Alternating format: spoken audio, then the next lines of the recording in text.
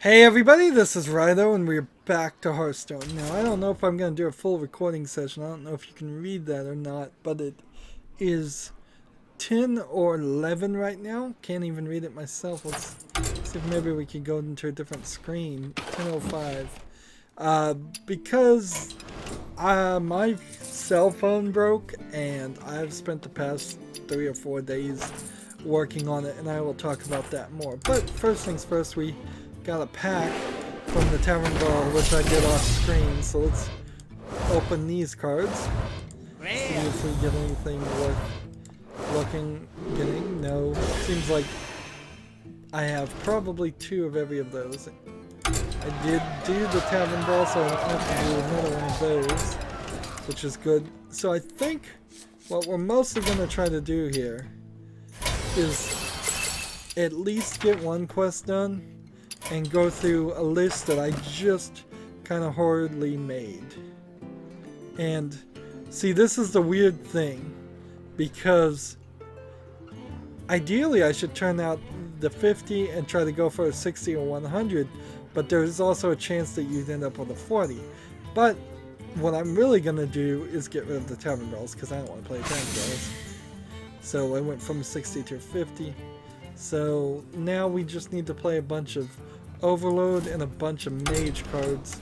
So our first thing we can do is just get rid of our custom that I made. Maybe I didn't even make that on screen. Go to a Mage and start with custom deck, and then it's just everything cheap.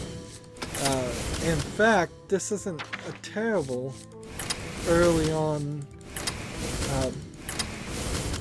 mage deck to make anyways, because you have this character here that gets +1 attack for every spell you cast, and if you have a bunch of low mana spells you cast, and then you also have this one that makes spells cost 1 less, which is excellent too. There we go. There's a deck of 30 on the custom mage, so it shouldn't be too difficult to get that there. And I'm not going to make anything better than 18 on this, and I'm not going to make anything better than 20 on this almost certainly, because I just don't think I'm going to have time for this. So on the risk of running out of time, which I doubt it will, the Black Friday sales have happened, and I, besides purchasing a new phone, the Galaxy S7, which, let me just say, do not attempt to root a Galaxy S7. I actually did successfully root mine and had all of the things set up perfectly. Unfortunately, it messed up the activation of my SIM card, so the phone was doing everything I wanted it to do, except for actually act as a phone. Which is ridiculous. So no phone calls, no text message, phone number and all of that. Just would not activate. And so I had to put everything back, and by putting everything back, I've lost all the storing data from all of my apps, which is a horrible setback. Maybe I have one more idea. I could potentially use a smart switch app that comes with the Samsung Galaxy S7, where you can plug in your old phone to your new phone, and it can just copy things over. Maybe that will work, because I assume the smart switch app theoretically does everything at a root level that I'm not able to do myself. So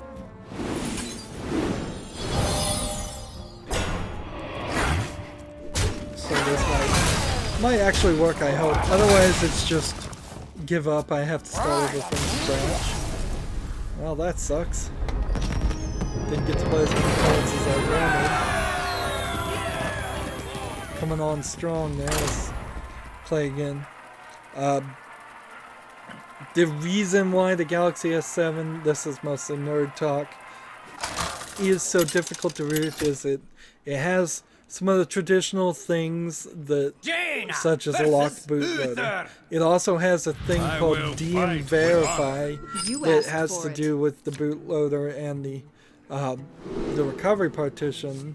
So if you change even the bootloader or the recovery, the operating system knows about it, which is not helpful when you don't want the operating system to know about such things. It has the Nox security, which wasn't ever tripped or messed with in my experiments, but it also has several other security loggers, 3 other programs in particular that are by default installed and will just uninstall root. So you have it there and it may be working, and then the program will just go, let's just undo it. So in theory, there might also be a case where you could root your phone, restore all of the data through Titanium Backup, and then click the box that would unroot your phone.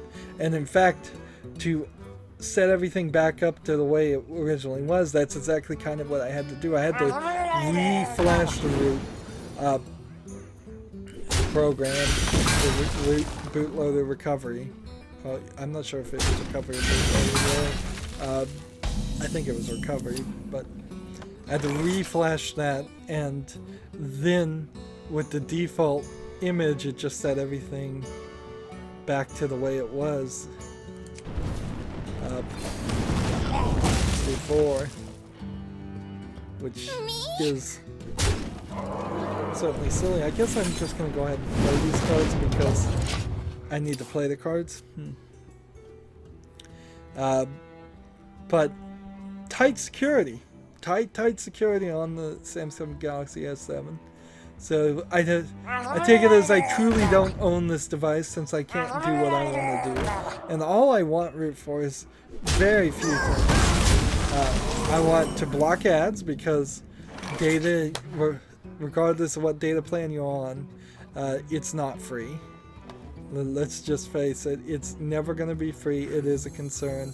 At the very least, it slows down your the actions that you actually want to incur. I want the backup software, which absolutely is necessary. I want the ability to uninstall bloatware apps, which to a certain extent you can, to a certain extent you can't. This is going to be a 50-50 shot. And then, let's see, there's a security thing or two. I'd like to increase security, or at least believe that I'm increasing security by having root. But that's kind of it. That's kind of all I need. Just back it up. Just let me block ads. And let me have the control. There was probably less than 4 programs on my old phone that had ever used root for anything like that. Finally, a second chance. Let's see, spell damage +1.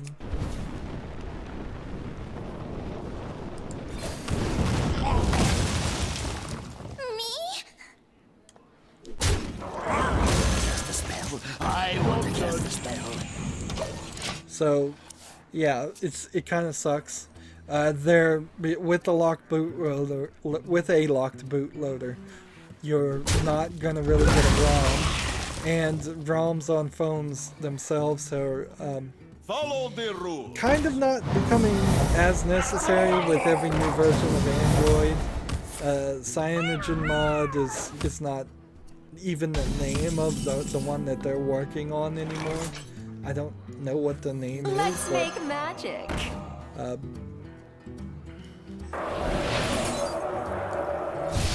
I totally hit the wrong one there.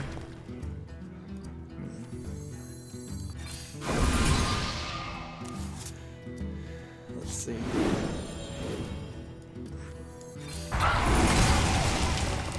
Spells are fun. So, sorry, it got quiet there. It's been a long day.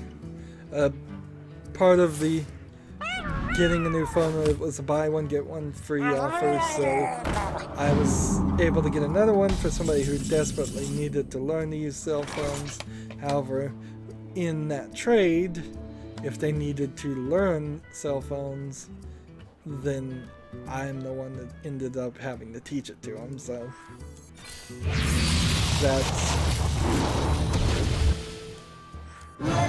that's what I spent all today doing. Which is odd because it until about midnight last night, or maybe 3 or 4 in the morning this morning, I was in such a bad place with my own phone that I was going to have to actually take it back to the store and throw myself at the mercy of the store to give me a brand new thing. It went really, really bad. Due to the just non-stable version of the way things were set up. And it's really strange that the S7 can deauthorize a SIM card and refuse to activate a SIM card just because you rooted the phone. But it totally does. I can understand and get that they won't give me new updates. I can understand that, but to say, no, we're going to stop you from using the phone service part of it, the part that is actually with your phone company's issue. I don't want to get anyone in trouble, but I talked to the customer support on my phone company, and I told them straight up I was rooted, and they said, well, that's fine. We don't support that, but we'll try our best, and then we'll give it. And they did try their best, and we spent a lot of time on it, and it didn't get anywhere because it was actively refusing to do it. Now, at the core of this was all my fault. I was trying to restore all data, and because my old phone, I think the data partition itself just wore out. Like, can't even do a factory reset. It just locks up and crashes. So to recover the data, what I'm doing is I'm taking my old phone, the third phone back, and I'm going to restore the data because my old phone was rooted. I'll restore the data from my old phone, at least from a few months ago, which is not a terrible loss of progress, really. And I'll restore my old phone with the data from the old phone, and then I'll see if this transfer app can then transfer the data to the new phone, with the new phone not being rooted. And I'll understand if some things don't copy over, but if most things copy over, that's fine. One of this also comes down to the Google Authenticator issue, which is, of course, that my Google Authenticator is on my phone, and if my phone dies, then I can't get into other services. I can get into most of my services because I also have a tablet, and I guess I'll restore data to my old phone, and then I'll hold on to that one as long as that one still somewhat works. But that's a lot of talk, and that's all I've done with Black Friday. I have not looked at the Steam Autumn Sale. I know there's the Steam Awards thing that I'm going to talk about, but honestly, I've only got $40 at max to spend, and I don't think I'll spend any of that. There's been an incredible amount of Lego sales. I think I finally realized why the Lego sales are happening, and they've never happened before. It's because the patent on the Lego's interlocking system has finally gone away. So there's this idea that there's going to be more competition now, and so they're trying to sell. Maybe that's it. Maybe it's just Legos are a really big deal, and this is the first real season in which that has been the case. Come on, hit this guy. And then hit this guy. And hit. This is a pretty good deck I'm playing, I think. Some of the sales I just hurriedly looked up there. It's like there's a lot of 1080 GTX cards that are non-deals for Black Friday. Still $600-700. I mean, very standard pricing there because it's all the chips at the core of them are coming from the same company, NVIDIA. So you can't get it down more than $50 to $100 before you're selling it at a loss as a third-party manufacturer. So I would love to get a 1080, but as soon as next season comes around, then there's the 1180. I'll probably want to get that one too. And if I can just live with my 970 for long enough and start saving up money for that, maybe next year, next year, I'll have the $700 there. It'd be nice if that money actually came from ad revenue and not just from getting it by begging other people outside of my YouTube channel, but whatever. 850 Evos were on sale. That sucks because I bought an 850 Evo a few weeks earlier to replace my current SSD, so I have more space, so I can use my current SSD to fix my server, which who knows when that's gonna happen. And that too has been it's been a real rough time with electronics and me for the past 3 or 4 months, and it's definitely not fun. When these things happen, like there's a level of fun with it that happens, and then there is also a level of just demoralizing, crushing depression with it. Like when my server breaks, I don't really have the time or energy or desire that I wanted to work on it. But then it is kind of fun to get into that old IT mentality and work on it. But then there's also kind of a demoralizing thing because a lot of it has slipped my head. I'm starting to forget things. I'm not holding on to good practices. I'm doing risky things. I'm making it very dangerous. And this is clearly obvious. I need to really just learn my lesson and not practically gamble with what is very, very expensive electronics. But it's probably something I won't ever learn. If I could hire an IT guy, somebody that's smarter than me or as smart as me, ideally smarter than me, and he would just work on my server and reporting for duty. If I could probably not have one though as a permanent employee, even if I had the funds for it, because I seriously doubt I would have enough work for that. Because I got the S7 Hearthstone, we'll get a 3-pack with a card back.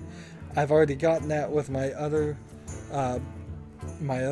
Hearthstone login. Somebody gave me a friend request and I accepted that, so I'm hoping that was something interesting. So I will get those card packs and show them probably in the next recording session, if not the next recording, depending on how long this recording is gone. Yep. Making sure my clock is actually clocking. Let's see. Secret and freeze a character. I could do 1 damage and then 1 damage, or I can just right away.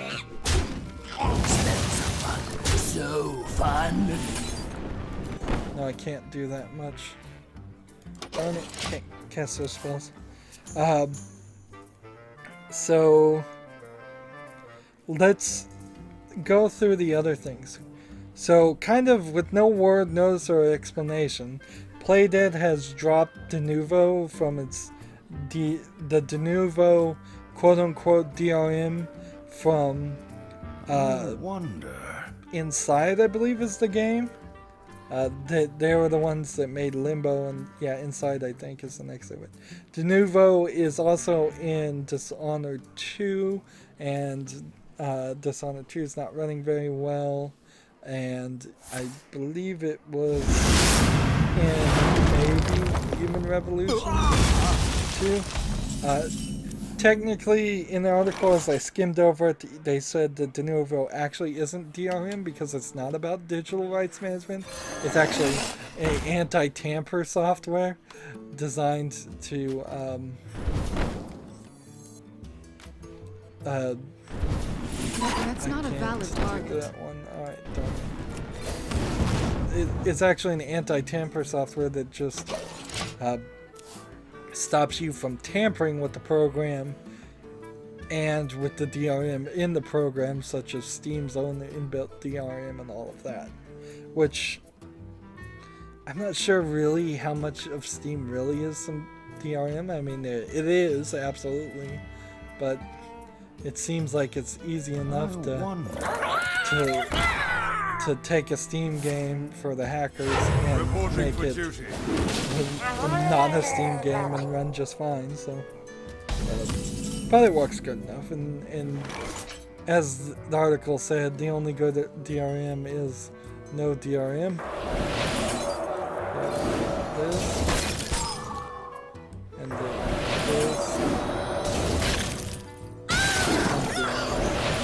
This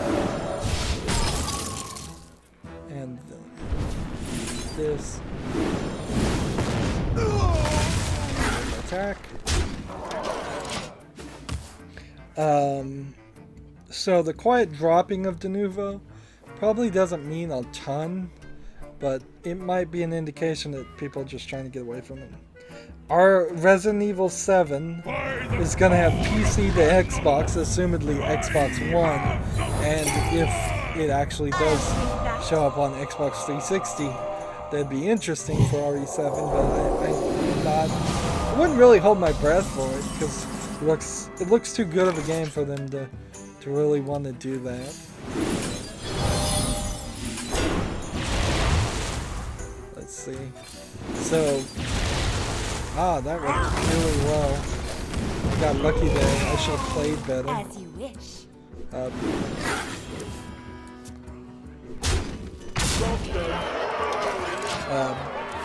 So it's gonna have PC to Xbox cross saves, so your save file just moves between the two.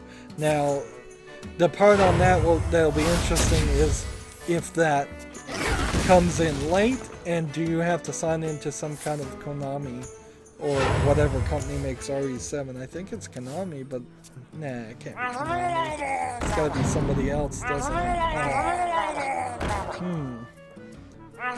But yeah, I wonder if there's gonna be a log in there. Also, Resident Evil 7 will have 4K support. I assume that's only however it's implemented in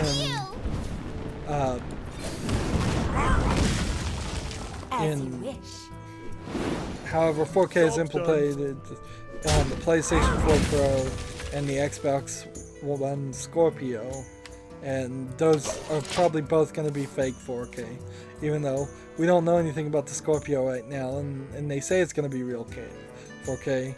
As far as the PlayStation 4, it's very arguably all fake 4K because of the way they render things. They only render half the picture at a time. So, I mean, if you're rendering half the picture and showing me the last frame for the other half in a checkerboard pattern, which is what it does, at least as I've understood it, then you're not doing 4K, you're doing 2K. And it almost is to the point, it's like, why don't you just do full 60 frames locked at 2K then? You think it would be such a big problem to say this game does 60 frames locked at 2K? And then your TV has to move it up to 4K? Did 2K just never set up itself as a standard? As you wish.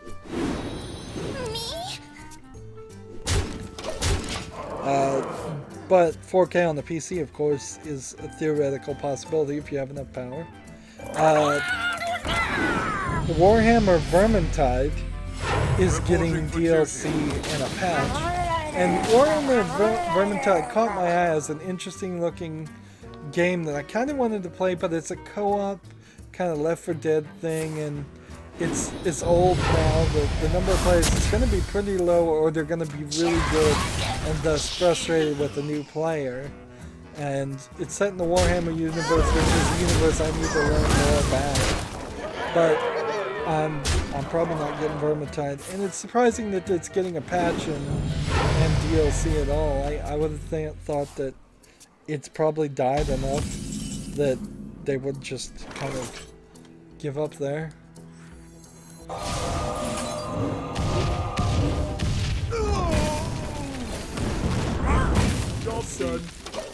Can he kill me here? Maybe not. Hellblade, which is the kind of soft reboot of Heavenly Sword, except for this time instead of being a PlayStation exclusive, it's going to come to PC and Xbox, I believe, and probably PlayStation too. It's shaping up nice, but the 2016 release date is iffy. And obviously it's iffy. We're nearly, I'm like 2 or 3 days until December 1st. And that tells me that they're not going to make it. Which is a really nice way and tricky way to say the game's been delayed. That's kind of all that is. That's all that means. Thank you. Is that the game has been delayed. But I'm still very interested in that because they're showing some very cool looking cutscenes, but we've seen nothing of the actual game. Maybe they said that the cutscenes we were seeing were in-game engine, or they were talking something like that. We'll see. Heavenly Sword was an amazing looking game in the cutscenes, but most of it was a top-down hack and slasher in which the camera was zoomed out further away. So that is something that needs to be remembered. In fact, you can watch the Heavenly Sword video. It may still be on Netflix, and that's probably a slightly better, or at least faster way to know the whole story of Heavenly Sword, since that's never going to get a sequel. And the Heavenly Sword, Hellblade, it's the exact opposite versus there, in the name, but a spin on the same theme. You get more cutscenes if you played the game, so maybe watching a YouTube collection of all the cutscenes of Heavenly Sword might be a good way to do that. Speaking of saying that I'm almost to December 1st, even though this will come out much later on my channel, Randy Pitchford, Gearbox CEO and resident mouthpiece that often is overshot. Not to be super mean to him. Like, I'm no Jim Sterling. I don't have any special hate for Randy Pitchford, but he does talk more than I would recommend if I was his PR team. He talks and tweets a lot, and that should be filtered a little bit more. Anyways, he announced that there's going to be something big on December 1st. There's going to be some announcement on December 1st. So he announced that there's going to be an announcement. Yay. Really, who knows what it could be? Could be all kinds of different things. Let's make magic. Spell damage +1. So Dishonored 2 and Watch Dogs were both on Black Friday sales, about half off. Good deals to get half off on a game that's only a couple of weeks old. Definitely a good deal. You definitely have to consider that as I look at the Steam sales and the other sales. You definitely have to think about that. Bad deals, however, in the fact that it's these two games. Because, frankly, Watch Dogs 2 and Dishonored 2 are both a little problematic as far as just if you control secret or for random things. Sparkle! I would probably get Dishonored 2. I think Dishonored 2 will get patched and fixed. I probably wouldn't personally want to get the Watch Dogs 2. Because Watch Dogs 2 is too much of a GTA clone. It's too much out there. As far as, like, playing as a hacker is a cool idea, and I like that idea. But the problem is, you're still running around and shooting 3D printed guns. And that's the element that I would want to get rid of. Is the fact that you're still sitting there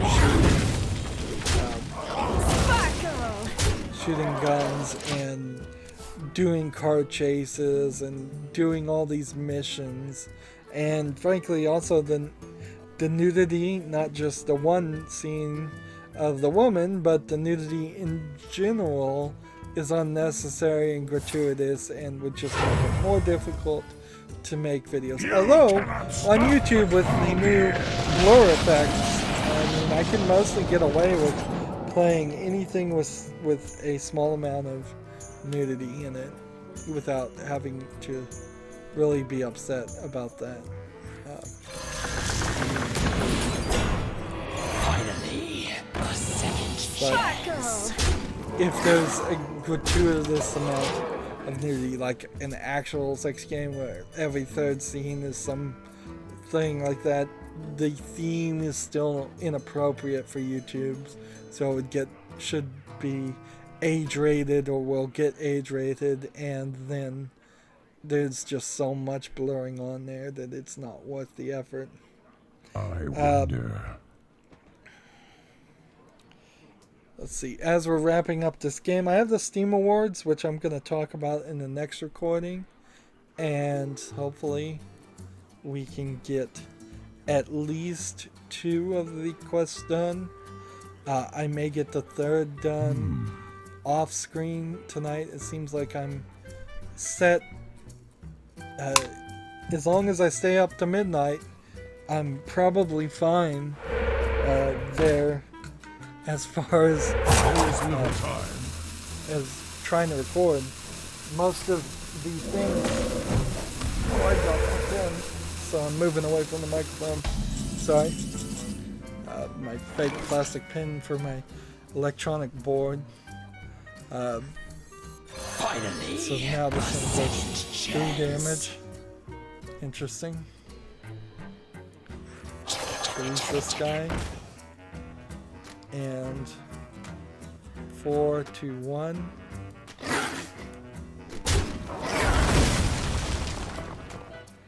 And let's see, 3. Your turn to fall. Here. Sparkle! 3 here. 5 here. And attack 1 here. For Job's 3 done. and 10. So what was I talking about? Ooh. Well, yeah, as we're trying to finish this game, there is a YouTube video of Murloc singing things like Jingle Bells. The first part of it is Jingle Bells. And I thought, oh, that's kind of cool. It's just a Murlocs going and all that. The sounds that Murlocs make to the music. I thought that's cool, that's it. And we listened to it for a few minutes. And then I looked at how long that video is. That video goes on for 53 minutes, and it's mostly just a picture of a fireplace. It's an actual video they have designed to put on loop on the TV for like all of that for 53 minutes of complete circle things. Very interesting. I've got one thing. Job's done. One more turn here. So I guess check that out. That will probably help my my little videos, which I nearly messed up by running the automation to put the end screen on it. Fortunately, the videos of the 12 days of Hearthstone were not long enough to get an end thing, so I did not mess up the annotations that put the words on it, which would have been a huge mistake. I probably would have just canceled the whole thing if that had happened, unless I could recover that somehow. So the fact that there's an official video from the Wizard that's Christmassy and my own Hearthstone Christmassy things are slightly interesting. Also, with the Heroic Tavern Brawl now a couple weeks over, I don't think I'm gonna get a significant amount more videos. I'm seeing my watch time has fallen back down, my ad revenue has fallen back down, my number of views has fallen back down, and my number of comments have fallen back down. So we had a nice little burst there. Hopefully it adds to some growing steam of my channel, but it is just kind of ups and downs with a longer design of going upward, and in all seriousness, it's probably something more along this line. I heard somebody ask for a suggestion on their YouTube channel, and they said make interesting and unique content, and certainly my videos don't qualify as that unique. Hopefully they're interesting, but probably not. So I'm gonna put a final marker and say I got 1,517 views on that and stop paying attention to that, the Heroic Tavern Brawl thing. I feel like we did pretty well there. Now, as for quests, I need to play 10 cards that cost 8 or more. I think that would be easily done in the next recording, and I need to play 15 overload cards. I think we can do that too. That's going to be it for this recording. As always, I ask you to like, share, subscribe, comment if you want to, and watch every second of my videos. All that helps out. If you want to support me further, go to my main YouTube page. On the right there's a blue button that says support this channel. If you want to click if you want to friend and follow me on basically any social media sites, there's a whole bunch of links down below. I haven't recorded in a few days too, so I need to get back to Skyrim and get back into the mood of recording. Thank you for watching. Have a good evening.